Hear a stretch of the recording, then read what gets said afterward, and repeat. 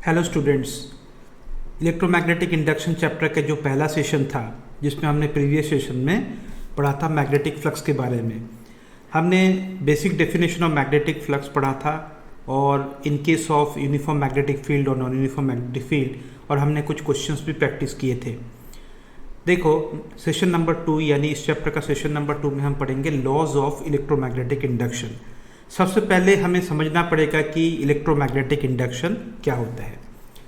देखिए स्टूडेंट्स, कि previous chapter में हमने जो पढ़ा था, अगर मान लीजिए किसी भी क्लोज सर्किट यानी कॉइल या किसी भी एरिया में से, ये मान के चलो कोई एक एरिया है और इसमें से बच्चों magnetic field lines are crossing, कुछ इस तरीके से इसको आर पार इस तरीके से क्रॉस कर रहा है, तो हम कहेंगे कि magnetic flux is linked with the area, इसी को हम कहेंगे।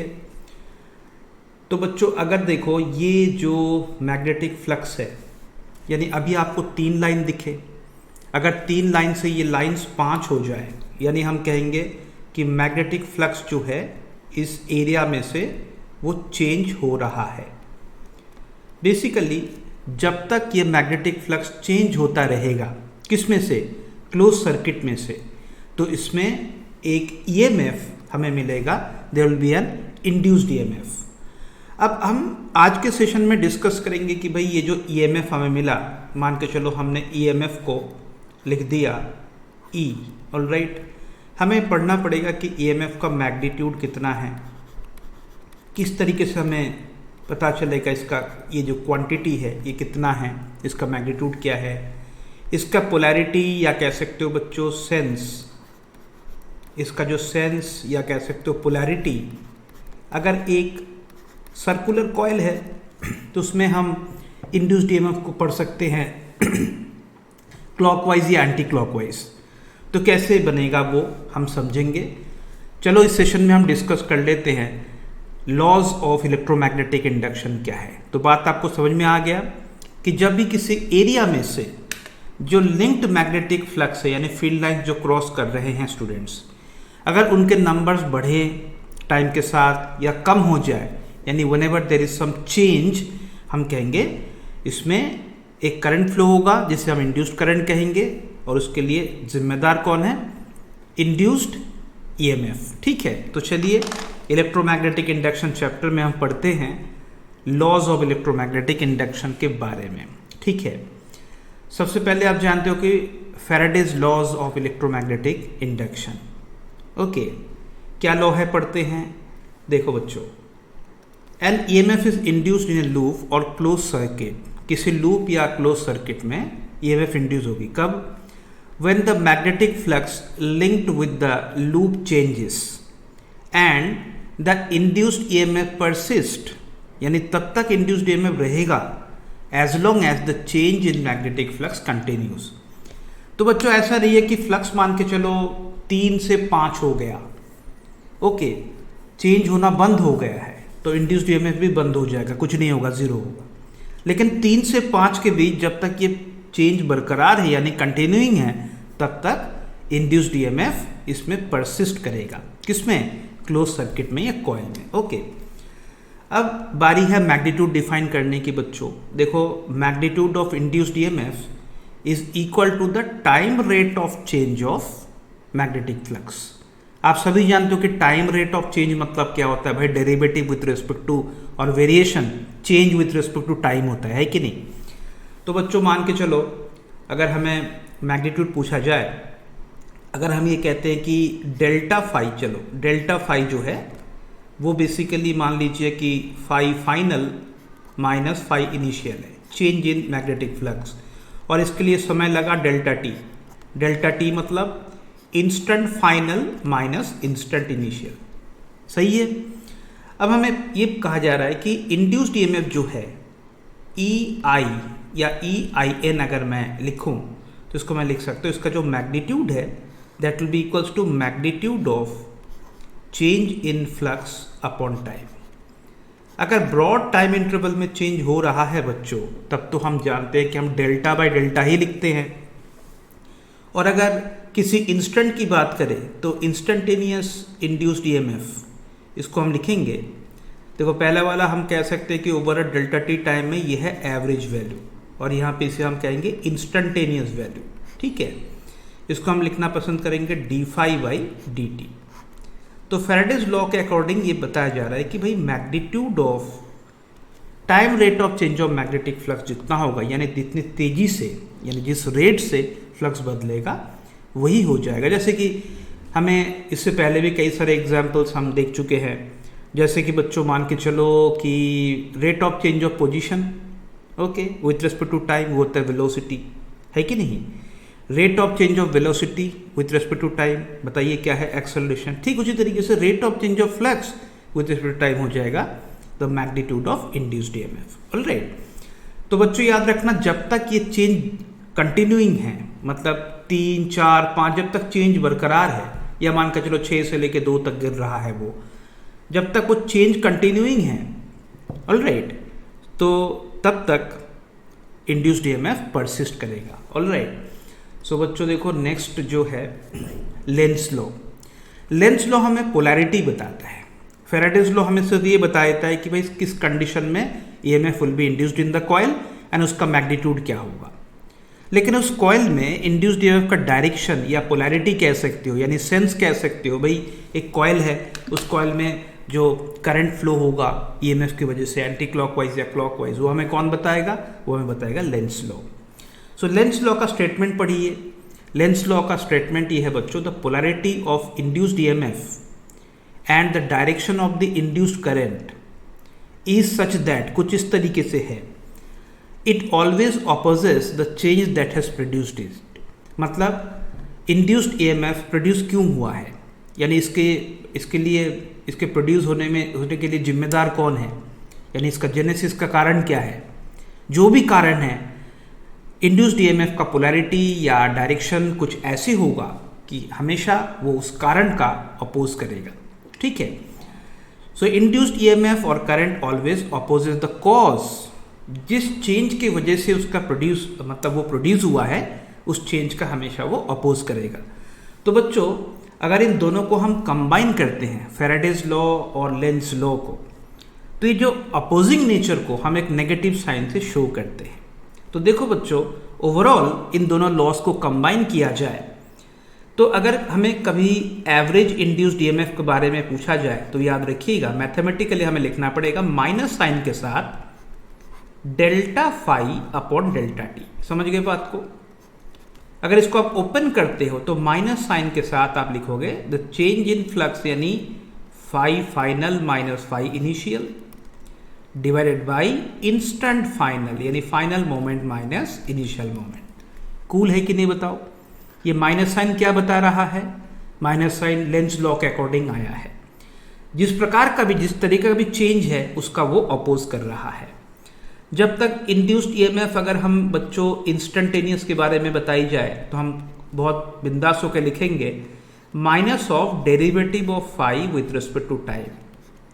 तो हमेशा याद रखना कि जो माइनस साइन है ये एग्जैक्टली हमें पोलैरिटी बताता है। अगले सेशन में मैं आपको सिखा दूंगा कि किस तरीके से एक लॉजिक है जिससे आप उसका सेंस या डायरेक्शन डिसाइड कर सकते हो और बाकी मैग्नीट्यूड से काम चल जाएगा। एक लॉजिक है जिससे आप बता सकते हो कि भाई कॉइल में इंड्यूस्ड ईएमएफ का डायरेक्शन क्लॉकवाइज बनेगा या एंटी क्लॉकवाइज। उसके बाद तो देखो एक बार आपको डायरेक्शन पता चल गया या सेंस पता चल गया, उसके बाद आप मैग्नीट्यूड भी लिखो तो कोई फर्क नहीं पड़ेगा। ऑलराइट, बट अगर मैथमेटिकल इक्वेशन है जहाँ कर भी आपको मान के चलो phi as a function of time given है, उस मामले में आप रिस्क मत लेना। उसमें आप ज़रूर मैथमेटिकली इंड्यूस्ड ईएमएफ को minus d phi by d t से ही वर्क करना बच्चों। ठीक है, तो स्टूडेंट्स यहाँ पर कुछ इंपॉर्टेंट पॉइंट्स हम नोट कर सकते हैं। देखिए, जहाँ तक इस डेफिनेशन की बात है कि भाई इंड्यूस्ड ईएमएफ किसी मोमेंट पर हम लिख सकते हैं minus of d phi by d t. Alright, क्या इसे हम पढ़ सकते हैं this is nothing but slope किसका बताइए। हम लिखते हैं d y by d x, slope of y versus x graph. अगर हम लिखते हैं acceleration equal to d v by d t, यानी वी वर्सेस टी ग्राफ का स्लोप। अब हम कहेंगे this is nothing but slope of whom, slope of phi versus time graph. ठीक है ना, ये तो बात सच है। लेकिन स्लोप क्या होता है बताइए? स्लोप होता है d phi by d t, लेकिन सामने माइनस साइन भी तो है, यानी negative of the slope of phi t graph. मतलब फाई टी ग्राफ का स्लोप जब पॉजिटिव होगा, मान के चलो स्ट्रेट लाइन मिला पॉजिटिव है, तो इंड्यूस्ड ईएमएफ बनेगा नेगेटिव। ऑलराइट, तो इस बात को हमें याद रखना है बच्चों। ऑलराइट, सो देखो उसके बाद हम और एक पॉइंट कह सकते हैं, जैसे कि इंड्यूस्ड ईएमएफ, अब इसी एक्सप्रेशन से हम आगे बढ़ के लिख सकते हैं। देखिए बच्चों, अगले स्टेप में minus d phi can be taken to be induced EMF times d t. सही है, बताइए। फिर नेक्स्ट स्टेप में हम लिख सकते हैं d phi equals to minus of e times d t. है कि नहीं बच्चों, बताइए। ओके, अब दोनों साइड को अगर आप इंटीग्रेट करोगे, if you integrate both the sides, आपको क्या मिलने वाला है? आपको यहां पे मिलेगा डेल्टा फाई, यानी चेंज इन मैग्नेटिक फ्लक्स। क्या मिलेगा आपको बच्चों? Change in magnetic flux. सही है ना। और राइट हैंड साइड में जो माइनस ई डी टी है, इसका भी हमारे पास एक्सपीरियंस है। हम कहते हैं भाई वीटी ग्राफ के अंडर का जो एरिया होता है वो क्या होता है बताइए। एक क्विक रिकॉल कर लेते हैं। रिकॉलिंग काइनेमेटिक्स अगर रिकॉल करो तो बच्चों हमें सबको पता है कि भाई डिस्प्लेसमेंट अगर हमें चाहिए, so what we need to have, हमें चाहिए डेल्टा एक्स, और डेल्टा एक्स हमें कहाँ से मिलता है? Integration of v d t से। इसी वजह से हम कहते हैं कि भाई डिस्प्लेसमेंट जो है वो area bounded bye we T graph है। ठीक उसी तरीके से यहाँ पर चेंज इन फ्लक्स जो है, देखो बच्चों सामने एक ज़रूर माइनस साइन है, मैं मानता हूँ, लेकिन ई डॉट डी टी को हम कह सकते हैं this is nothing but area bounded by किस ग्राफ के बीच? EMF versus time graph. सही है, ठीक है स्टूडेंट्स। तो अल्टीमेटली माइनस ऑफ एरिया है। कभी भी आपको ये सिचुएशन मिले, मान के चलो किसी भी ग्राफ में, ये हमने काइनेमेटिक्स में भी पढ़ा था कि अगर अपर और लोअर एरिया दोनों एक्टिव होता है। सपोज कीजिए बच्चों एक सिचुएशन है जहाँ पर आपको बताया गया है कि ईएमएफ वर्सेस टाइम ग्राफ है। सपोज करो वाई एक्सिस पर ईएमएफ और एक्स एक्सिस पर टाइम हमें बताया गया है, और ग्राफ में एक पार्ट ऑफ एरिया हमें पॉजिटिव मिला है, और मान के चलो दूसरा पार्ट ऑफ एरिया जो है हमें कुछ इस तरीके से नेगेटिव मिला है। ऑलराइट, सो ये जो एरिया है, इस एरिया को हम कहते हैं भाई टाइम एक्सिस के ऊपर का एरिया, यानी पॉजिटिव एरिया। ये एरिया अपर कहेंगे हम।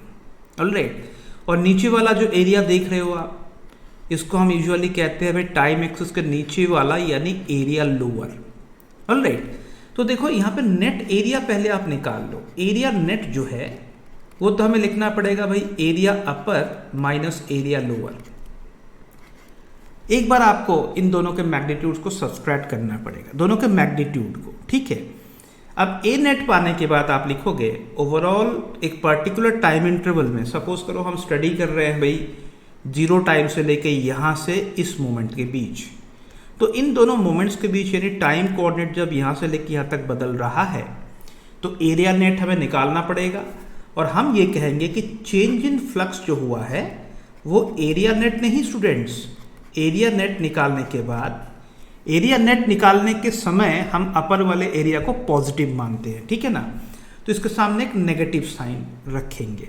या आप ऐसे भी सोच सकते हो भी, दोनों के मैग्नीट्यूड्स अगर आपको मालूम है ए यू और ए एल का, तो यहाँ पे एरिया लोअर से आप एरिया अपर को माइनस कर दीजिए, तब आपको डेल्टा फाई मिलेगा। किसमें से? उस क्लोज सर्किट में से, ऑलराइट, या लूप में से। तो बच्चों नेक्स्ट जो है मैं आपको बताना चाहूँगा, देखो 2 पॉइंट्स हमें यहाँ पे याद रखने होंगे। क्या क्या पॉइंट्स बताइए?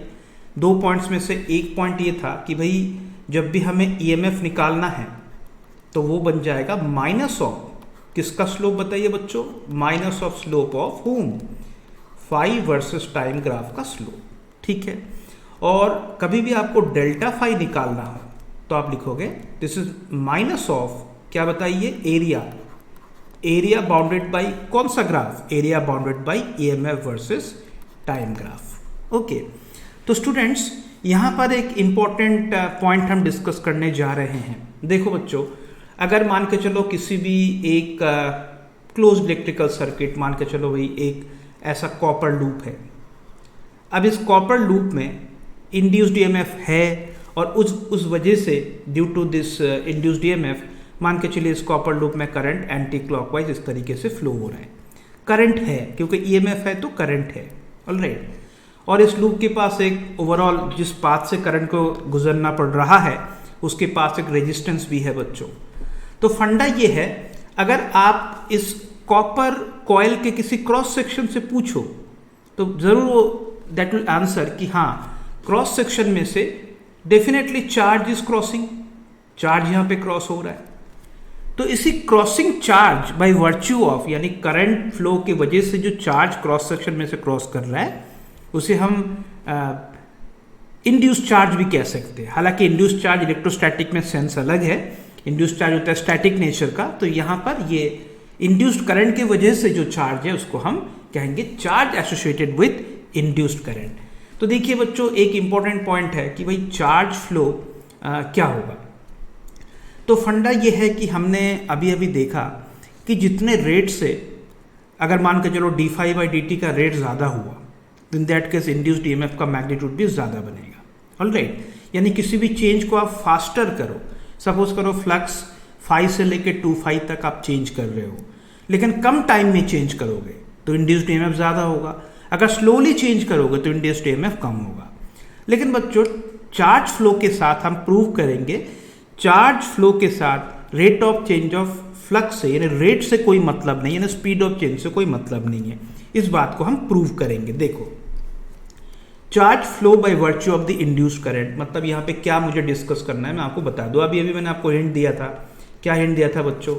हिंट ये दिया था कि अगर हम कंसीडर करते हैं, मानो ये एक कॉपर कॉइल है, ठीक है, ये एक बच्चों कॉपर कॉइल है। देखो थोड़ा थिक ड्रॉ करता हूँ, ये देखो बढ़िया लगेगा। ये सुंदर सा, बहुत ही ब्यूटीफुल सा कॉपर कॉइल मैंने सुंदर सा ड्रॉ करने की कोशिश किया। ये देखो बढ़िया, सो दैट इसका भाई क्रॉस सेक्शन भी हम दिखा सकते हैं। पहले वाले में क्रॉस सेक्शन दिखा नहीं पा रहे थे, है कि नहीं। तो चलो ये कॉपर कॉइल, मोटा सा कॉपर कॉइल, चलो ड्रॉ कर लिया। तो बच्चों मान के चलिए due to change in flux हुआ क्या, इस कॉपर कॉइल में से जो करंट है, सपोज करते हैं कि एंटी क्लॉकवाइज करंट यहाँ पे फ्लोइंग है। अब इस करंट को किस पाथ में घूमना है बताओ? अराउंड द लूप घूमना पड़ेगा। और एक बात याद रखिएगा कि यहाँ पे जो इंड्यूस्ड ईएमएफ का एक्सप्रेशन हमने निकाला है, that is EMF around the loop, यानी पूरे लूप के पेरीफेरी यानी सरकमफेरेंस के अलाउंग। ओके, सो सपोज करो बच्चों यहाँ पे इंड्यूस्ड करंट है I, ओके फाइन। तो बात ऑब्वियस है, अगर हम किसी क्रॉस सेक्शन से पूछे, कॉपर कॉइल के किसी क्रॉस सेक्शन से अगर आप पूछोगे क्या आप में से चार्ज इज क्रॉसिंग, तो कहेगा बिल्कुल है भाई। करंट अगर फ्लोइंग है तो चार्ज क्रॉस सेक्शन में से गुजरना ज़रूर चाहिए, तो ये मान के चलो चार्ज क्रॉस कर रहा है, ऑलराइट। तो बच्चों अगर हम सिर्फ मैग्नीट्यूड से शो करेंगे, देखो बिना नेगेटिव साइन के हम लिख सकते हैं भाई इंड्यूस्ड ईएमएफ है क्या, बताइए। इंड्यूस्ड ईएमएफ को हम लिखेंगे broad change in phi upon broad change in time, यानी I am talking about average value. Average value लिख लिया मैंने। अब मान के चलो कि around the loop capital R मान लीजिए बच्चों, मतलब करंट को पूरे लूप के अराउंड घूमने के लिए जो पाथ फॉलो करना पड़ेगा उसका रेजिस्टेंस है R, ये है रेजिस्टेंस, ठीक है। तो स्टूडेंट्स हम ये समझ सकते हैं कि भाई इस लूप के अराउंड द लूप एक बैटरी जुड़ा हुआ है जिसका EMF E है और रेजिस्टेंस है R। तो सीधी सी बात है कि what is the induced current, induced current कितना बनेगा, बहुत ही कूल मामला है, EMF अपॉन रेजिस्टेंस है कि नहीं, बताइए स्टूडेंट्स। तो ये जो करंट है हम लिख सकते हैं बहुत आराम से डेल्टा फाई अपॉन रेजिस्टेंस रहेगा नीचे, नीचे डेल्टा टी, ऑलराइट। अब मुझे एक बात बताओ, ये करंट जो है क्या इसी को हम लिख सकते हैं, this is nothing but rate of flow of charge through the cross section, यानी इसी को हम Q अपॉन डेल्टा टी लिख सकते हैं स्टूडेंट्स, बताइए। अब दोनों साइड में से अगर आप डेल्टा टी को इरेज आउट कर देते हो तो बाकी एक्सप्रेशन में आपके पास क्या बचा, देखो कि किसी भी क्रॉस सेक्शन में जो चार्ज क्रॉस किया है ड्यू टू इंड्यूस्ड करंट, उसे आप डेल्टा फाई अपॉन रेजिस्टेंस लिख सकते हो। अब बच्चों इस फॉर्मूला पे ध्यान दो, इस फॉर्मूला में टाइम का कोई टर्म है ही नहीं। मतलब क्या समझे? मतलब ये है कि charge flow through any cross section it is independent, ये डिपेंड नहीं करेगा किस पर बताइए? Independent of whom? Of time. इसी वजह से इसको मैथमेटिकली हम लिखते हैं कि charge is proportional to time का पावर 0। अगर किसी के पावर 0 मतलब वो इंडिपेंडेंस शो करता है। तो बच्चों चार्ज निकालने के दो तरीके हैं, या तो देख लो कि ओवरऑल चेंज इन फ्लक्स कितना हुआ है अपॉन रेजिस्टेंस, या फिर आपके पास और एक तरीका भी है, अगर आपके पास देखो इंड्यूस करंट मिल चुका है तो करंट को टाइम से मल्टीप्लाई करोगे तो दुनिया में सबको पता है कि ऐसे ही चार्ज ढूंढा जाता है। ऑलराइट, सो ये एक इंपॉर्टेंट फीचर है, इसे याद रखिएगा। तो अभी तक जो हमने थ्योरी बेसिक पढ़ा है, चलिए कुछ क्वेश्चंस में हम अप्लाई करते हैं और इन थ्योरी को समझते हैं। ऑलराइट, चलिए बच्चों एक पहला क्वेश्चन है, देखो बताएगा कि magnetic flux linked with A coil changes from 0.1 weber से लेकर 0.9 वेबर 4 सेकंड टाइम में। क्वेश्चन मेकर आपसे ये पूछ रहा है कि magnitude of average induced EMF during the above interval of time. ये जो टाइम इंटरवल 4 सेकंड का है उसमें जितना फ्लक्स चेंज हुआ है वो भी बताया गया कि इनिशियल फाइनल। तो आपको पूछा गया कि मैग्नीट्यूड बताइए सिर्फ इंड्यूस्ड ईएमएफ का। तो क्या करेंगे बच्चों बताइए? बहुत कूल है, हम कहेंगे देखो जहाँ तक मैग्नीट्यूड की बात है हम कह सकते हैं कि हमें सिंपली डेल्टा फाई चाहिए और डेल्टा टी चाहिए, बिना नेगेटिव साइन का चल जाएगा क्योंकि मैग्नीट्यूड पूछा जा रहा है। तो बच्चों डेल्टा फाई में हम लिखेंगे देखो phi final minus phi initial जो भी क्वेश्चन में गिवन है अपॉन टाइम इंटरवल में आप चलिए यहाँ पे ओवरऑल टाइम इंटरवल ही बताया गया कि इंस्टेंट इनिशियल फाइनल नहीं, broad time interval delta t. तो बड़े आराम से हम लिखेंगे भाई फाइनल 0.9 है माइनस इनिशियल 0.1 है और टाइम इंटरवल है 4, और ऊपर नीचे दोनों ही क्वांटिटीज वेबर और सेकंड दोनों ही एसआई में है। तो मामला बड़ा कूल है, 0.8 वेबर ठीक है अपॉन टाइम है 4 सेकेंड, बहुत ही कूल हिसाब है। कितना बताइए? 0.2 वोल्ट। इंड्यूस्ड ईएमएफ का ऐसा यूनिट क्या होगा? वही वोल्ट, ठीक है, जो ईएमएफ का ऐसा यूनिट होता है। तो बताइए कौन सा आंसर सही है? बड़ा आसान क्वेश्चन था, सेकंड ऑप्शन इसका करेक्ट है कि नहीं स्टूडेंट्स? चलो आगे बढ़ते हैं। ए कॉइल हैज 200 टर्न्स, बहुत अच्छी बात है। Flux per turn link to the coil is 0.05 weber that gets reversed, यानी फ्लक्स बदल जाता है। क्लास 11 में आपने एक मैकेनिक्स में क्वेश्चन पढ़ा होगा कि दीवार से एक गेंद यानी एक बॉल दीवार से इलास्टिकली टकराता है, मोमेंटम तो mv रहता है लेकिन वो पलट जाता है, ऐसे टकरा के वापस हो जाता है। मतलब यहाँ पे स्टार्टिंग में mv पलट के mv। तो यहाँ पे सिर्फ वैसे ही हो रहा है बच्चों कि देखो एक कॉइल है जिसमें 200 घेरे हैं यानी 200 टर्न्स है, इसमें से फ्लक्स पर टर्न एक एरिया एक टर्न में से फ्लक्स बताया गया है जो कि रिवर्स हो रहा है t0 टाइम में, ठीक है, अच्छी बात है। और मैग्नीट्यूड ऑफ इंड्यूस्ड ईएमएफ भी हमें बताया गया है, कितना? 20 वोल्ट। तो t0 बताइए। तो स्टूडेंट्स इस क्वेश्चन को चलो टैकल करते हैं। चलो हम कहते हैं कि भाई फ्लक्स लिंक कितना था। फ्लक्स लिंक को हम लिखेंगे number of turns into flux per turn. ये मैंने प्रीवियस सेशन में भी तुम लोगों को समझाया था। सो बच्चों ये हो जाएगा 200 इंटू 0.05, ठीक है ना? तो क्या ये 10 बन रहा है? 10 वेबर। अब गौर कीजिए कि एज फाई गॉट रिवर्स्ड,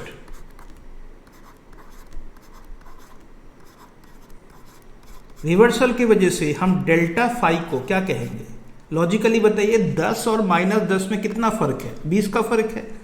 तो इसी वजह से बच्चों हम कहेंगे 20 वेबर ओवरऑल, 20 वेबर फ्लक्स का चेंज हुआ है। कितने टाइम में नहीं मालूम। बड़ा आसान है कि इंड्यूस्ड ईएमएफ का मैग्नीट्यूड हम सभी को पता है, आज ही हमने पढ़ा है कि भाई डेल्टा फाई अपॉन जो भी टाइम इंटरवल है डेल्टा टी। सो बच्चों यहाँ से बहुत इजीली पता चल जाएगा कि भाई टाइम इंटरवल t0 यहाँ पे बताया गया है जो कि डेल्टा फाई अपॉन ईएमएफ का वैल्यू जो गिवन है। तो बताइए क्या क्या गिवन है? डेल्टा फाई हमने पकड़ लिया कि 20 वेबर है, और यहाँ पे EMF भी 20 गिवन है, तो मेरे हिसाब से ये टाइम इंटरवल 1 सेकंड का ही है। तो देखते हैं ऑप्शन में, पहला ही ऑप्शन करेक्ट है, कूल है। चलो आगे बढ़ते हैं। आगे स्टूडेंट्स हमारे लिए एक क्वेश्चन है जो कि इस टाइप क्वेश्चन बड़ा कॉमनली आस्क्ड होता है भाई, डिफरेंशिएशन के। Instantaneous flux link to the close loop is given by, भाई फाई गिवन है, क्या बताओ 6 - 4t + t क्यूब, यानी एक क्यूबिक फंक्शन गिवन है। That's great. जहाँ पे 5 वेबर में है और t सेकंड में है, यानी यहाँ पे मामला सब कुछ SI में चल रहा है। 5 देखो वेबर में और टाइम सेकंड में है। ऑलराइट, पूछा गया कि instantaneous EMF at t = 2 second and average EMF between 0 से 2 सेकंड के बीच रेस्पेक्टिवली आर। तो हमें दोनों ही काम करने हैं, किसी एक मोमेंट पे EMF भी निकालना है और एवरेज EMF भी निकालना है, यानी बच्चों d∅dt विथ नेगेटिव साइन भी निकालना है और नेगेटिव साइन के साथ ∆φ/Δt भी हमें निकालना पड़ेगा। चलो करते हैं स्टार्ट। ओके, देखो बच्चों फ्लक्स गिवन है। ओके, तो सॉल्यूशन में हम क्या करेंगे बताइए। सॉल्यूशन में हम लिखेंगे, हमें सबको पता है कि EMF जो है वो क्या होता है बताइए, -d∅dt। अब मैथमेटिकल इक्वेशन गिवन है, कोई रिस्क मत लेना, माइनस साइन लेके चलना, ठीक है। माइनस साइन सामने रखो, फिर आप डिफ्रेंशिएट करने की कोशिश करो। किससे बच्चों बताइए, कांस्टेंट 6 है, उसके बाद -4 × t है, प्लस उसके बाद बताइए क्या है, t³ है। चलो डिफ्रेंशिएट कर ही लेते हैं। माइनस साइन बाहर रखो, 6 का डेरिवेटिव टाइम के रेस्पेक्ट में 0 आएगा क्योंकि वो कांस्टेंट है। दूसरे पार्ट का आप समझ गए -4 होगा, तीसरे पार्ट का भी आप समझ गए, बताइए 3 × t²। सही है ना स्टूडेंट्स। तो अल्टीमेटली हमें मिला क्या बताओ बच्चों, हमें मिला कि EMF का function as a function of time हमें मिला क्या बताइए, हमें मिला 4 बन गया पॉजिटिव, लेकिन यहाँ पे -3t²। सही है। अब हमें पूछा गया कि इंड्यूस्ड EMF कब बताओ, एट t = 2 सेकेंड। तो चलो वैल्यू पुट करते हैं, 4 - 3 × 2 सेकेंड का स्क्वायर। तो बच्चों बताइए विथ नेगेटिव साइन ये -8 वोल्ट आ रहा है कि नहीं आ रहा है, आ गया। ओके, अब दूसरा बीट क्वेश्चन का था कि बिटवीन एवरेज बताइए, बिटवीन 0 से लेकर कहां तक बताइए स्टूडेंट्स, t = 2 सेकंड के बीच। यानी गौर कीजिए, आपका इनिशियल मोमेंट जो है, इस एनालिसिस का इनिशियल मोमेंट जो है वो t = 0 है। तो बच्चों इनिशियल फ्लक्स को आप कैसे लिखोगे बताइए। जो भी मेन फंक्शन गिवन है फाई का, उसमें टाइम को 0 पुट कर डालिए, तो आपको मिल गया देखो 6। ग्रेट, ओके, समझ गए। 6 - 4 × 0 + 0 का स्क्वायर, तो 6 बचा। कहाँ तक एनालिसिस करना है, फाइनल मोमेंट क्या है बताइए। फाइनल मोमेंट है t = 2 सेकेंड। ऑलराइट, 2 पुट कीजिए इसी फंक्शन में जो गिवन है। 6 - तो 5 फाइनल को हम लिखेंगे क्या बताइए, 6 - 4 × 2 यानी 8 + 2 का क्यूब यानी 8। बड़े आराम से ये भी आपको 6 मिल रहा है। तो फंडा यह है कि 0 से 2 सेकंड के बीच इनिशियल और फाइनल फ्लक्स बिल्कुल दोनों सेम है। तो बच्चों हम कह सकते हैं कि भाई इस दौरान एवरेज EMF 0 आएगा। क्यों बताओ, बिकॉज ∆φ हमें मिल ही नहीं रहा है, 0 है। तो क्या आंसर मिला बच्चों, देखो इंस्टेंटेनियस EMF आपको मिल गया -8 वोल्ट। समझ गए। डेरिवेटिव निकालना, एक फंक्शन मिलेगा, उसमें टाइम पुट करना है, लेकिन एवरेज निकालने के लिए आपको बाकायदा इनिशियल फाइनल सब कुछ करना है और उससे निकालना है। तो इस क्वेश्चन का सही जवाब होगा -8 वोल्ट और 0। तो तीसरा ऑप्शन बिल्कुल सही ऑप्शन है। चलो आगे बढ़ते हैं। आगे हमारे पास स्टूडेंट्स एक क्वेश्चन है, देखो बताया कि variation of magnetic flux through a coil with respect to time as shown in the figure. तो वेरिएशन बताया गया है, क्या दिख रहा है आपको, 0 से 2 सेकंड के बीच फ्लक्स बढ़ के हो गया 0 से पॉइंट एट, और बिल्कुल ग्रेजुअली बढ़ा, देखो ठीक है। Which of the following correctly represents the variation. तो स्टूडेंट्स अगर इस ग्राफ को आप इन्वेस्टिगेट करो, जरा लॉजिकली बताओ, ग्राफ को मैं रिड्रॉ अगर करूँ कि 0 से 2 सेकंड के बीच क्या हुआ बताइए।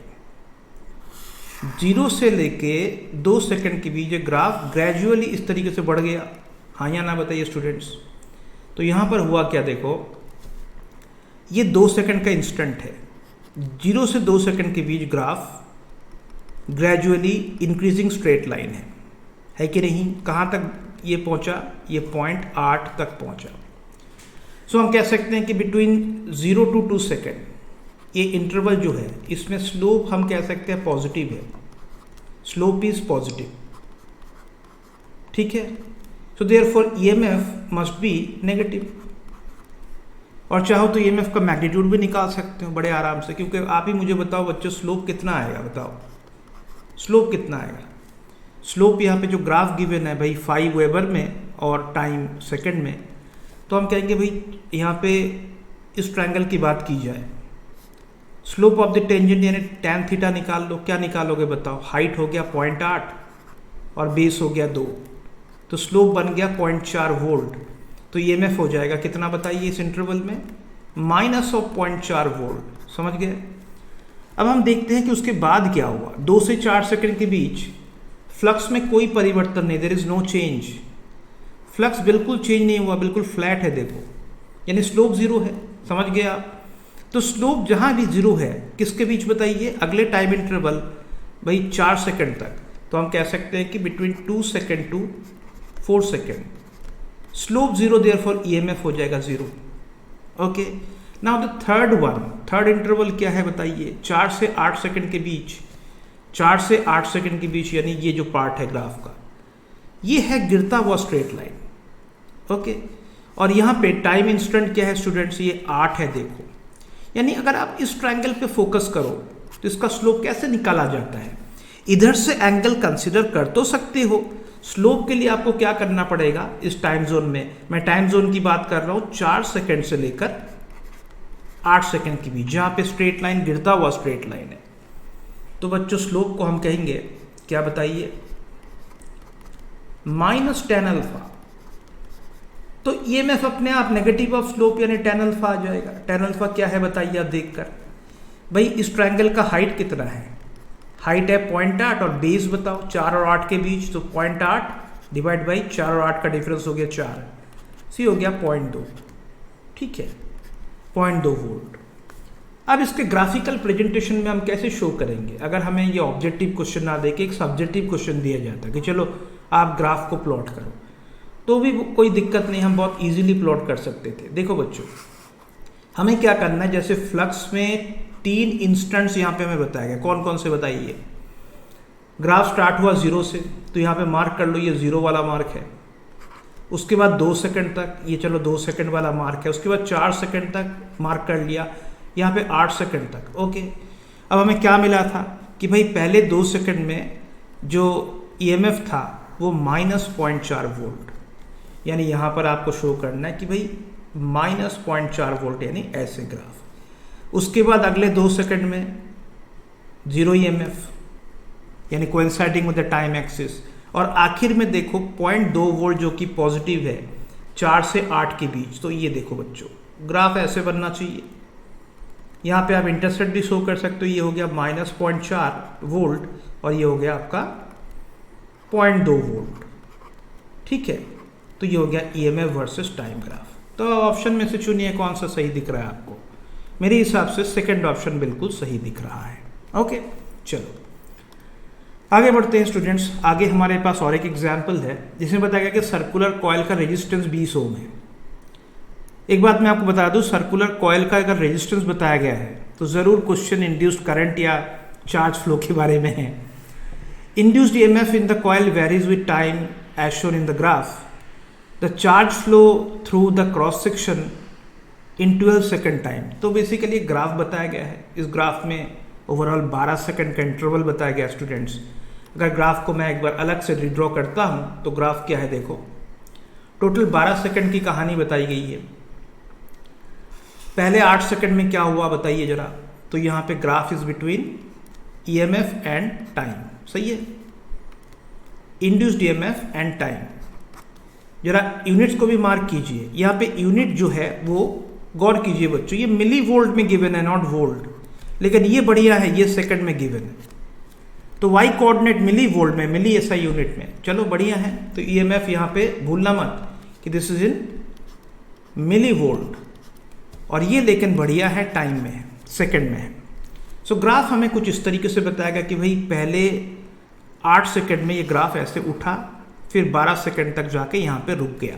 ऑलराइट, सो क्या क्या इंटरसेप्ट्स है बताइए कोऑर्डिनेट्स। यहाँ पर जो टाइम कोऑर्डिनेट है वो है 12 और करस्पॉन्डिंग जो बताया गया है कि भाई ईएमएफ जो है वो पॉजिटिव बन गया है कितना 5, जबकि स्टार्टिंग में ये -10 था और ये कोऑर्डिनेट है 8। ओके, आज ही हमने पढ़ा है कि भाई अगर हमें डेल्टा फाई निकालना है तो क्या करना पड़ेगा बच्चों, minus of the area bounded by the graph. कौन सा graph, EMF versus time graph, सही है ना।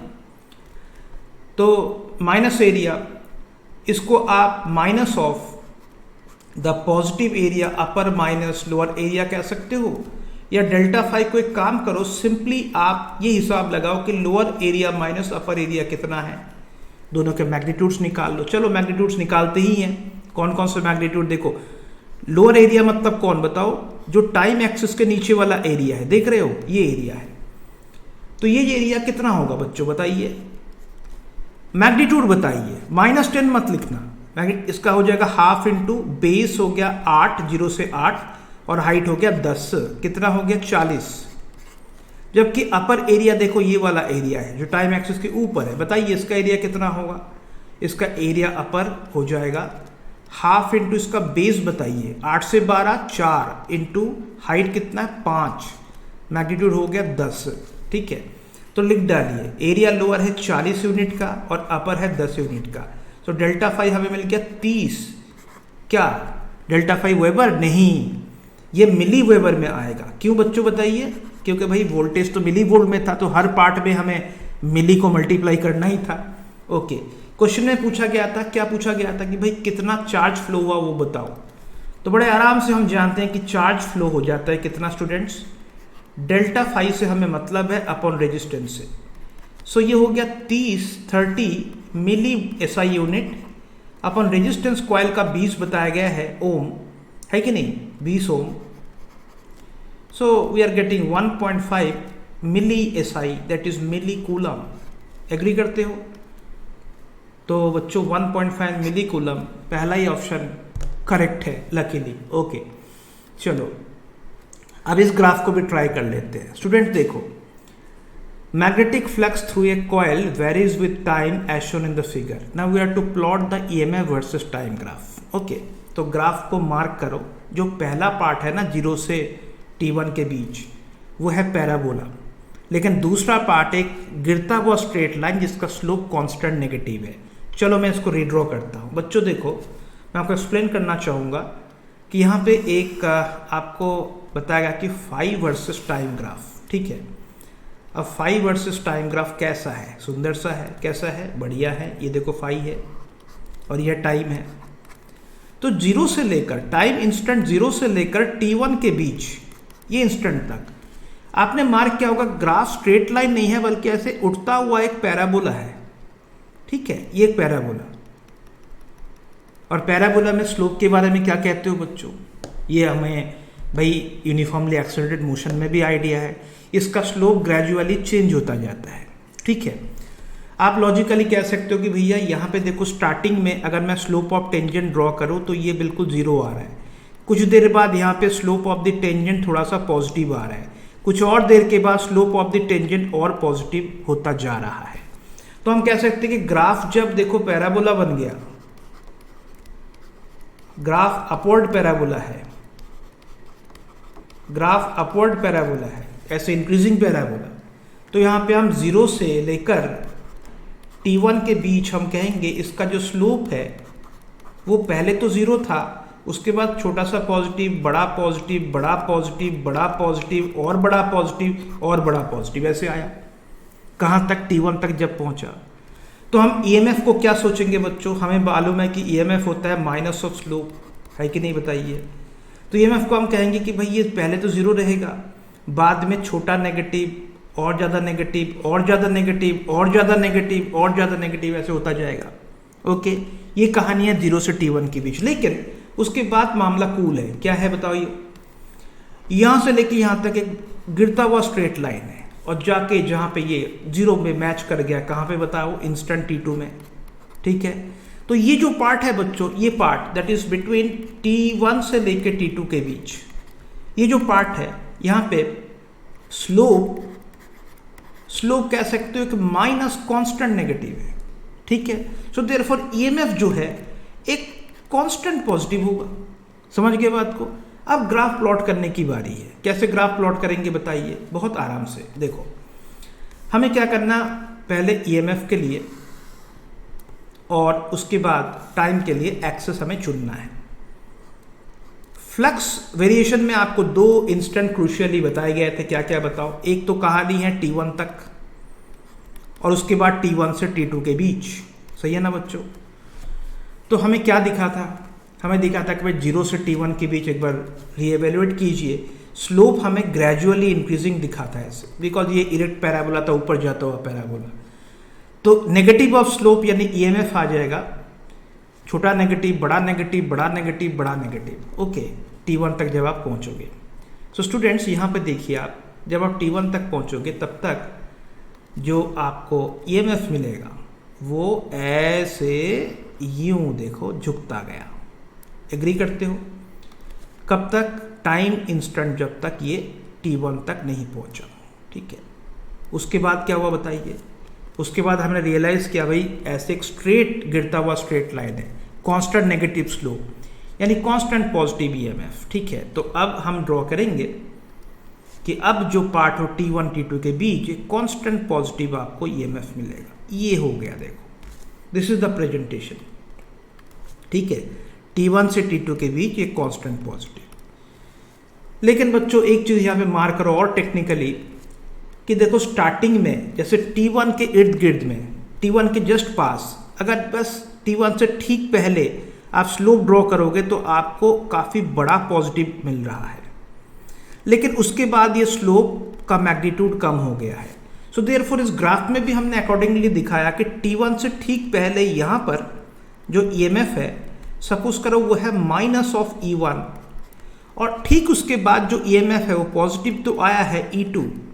बात ऑब्वियस है कि बिकॉज जस्ट बिफोर यानी पैराबोला ऐसे उठ रहा था, तो यहाँ पे E1 का जो मैग्नीट्यूड है, ठीक है, वो E2 के मैग्नीट्यूड से बड़ा हमें नजर आ रहा है। वो क्यों? लॉजिकली बताओ, टेक्निकली।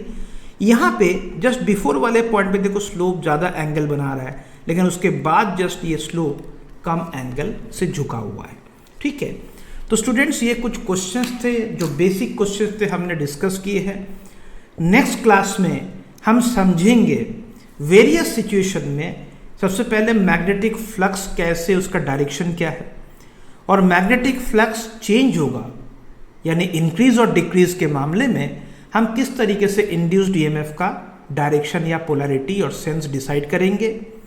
उससे फ़ायदा ये होगा कि एक तो लॉजिक बन जाएगा कि हमें इंड्यूस्ड ईएमएफ का डायरेक्शन मिल गया, उसके बाद आप ये जो delta phi upon delta t है या d phi by d t है, उसको आप मैग्नीट्यूड वाइज टैकल कर सकते हो, क्योंकि आपको लॉजिकली डायरेक्शन पता चल जाएगा। तो चलिए नेक्स्ट सेशन में हम पढ़ते हैं regarding the sense and polarity of induced EMF. Okay, all the best.